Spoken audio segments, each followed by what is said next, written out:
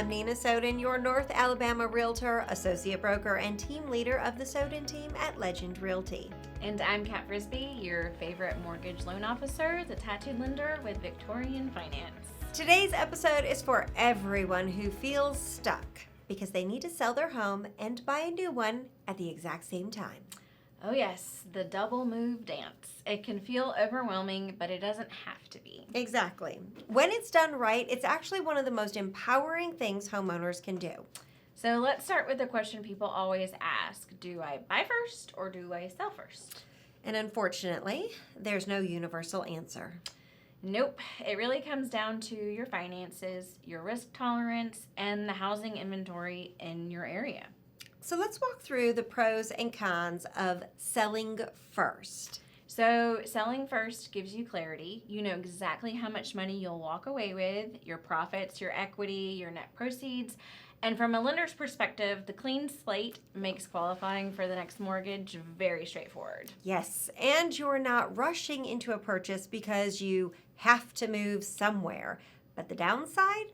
You might need temporary housing, storage, and extra moving considerations.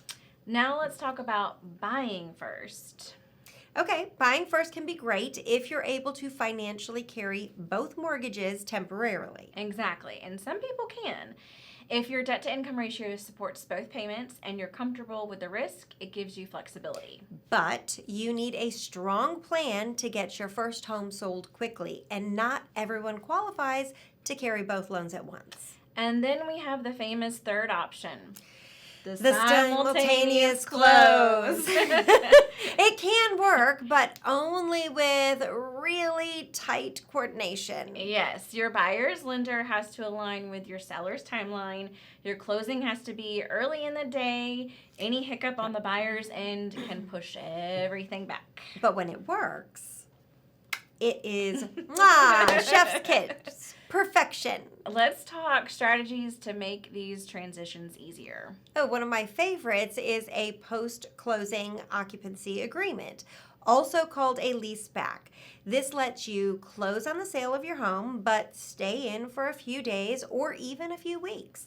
As a lender, that's easy to work with as long as the timeline is reasonable. Another strategy is building flexibility into the contract. Yes, like seller needs X days after closing, or purchase is contingent on seller securing their next home. Yes. These aren't always possible in competitive markets, but when buyers are flexible, it can be a win-win.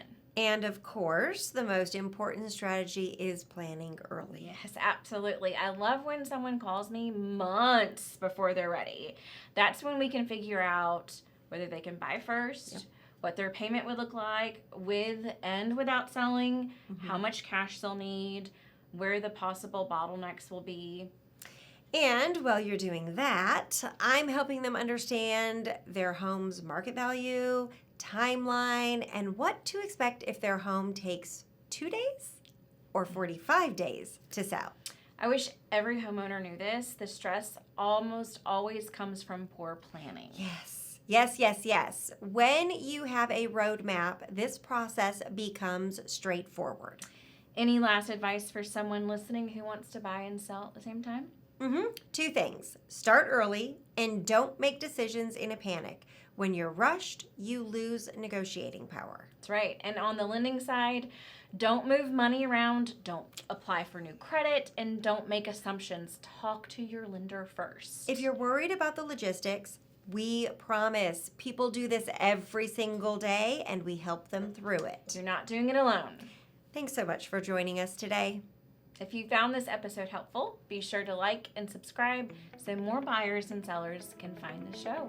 I'm Nina Soden with the Soden team at Legend Realty. And I'm Kat Frisby, the tattooed lender with Victorian Finance. We'll see you next time on the home stretch. Bye, y'all.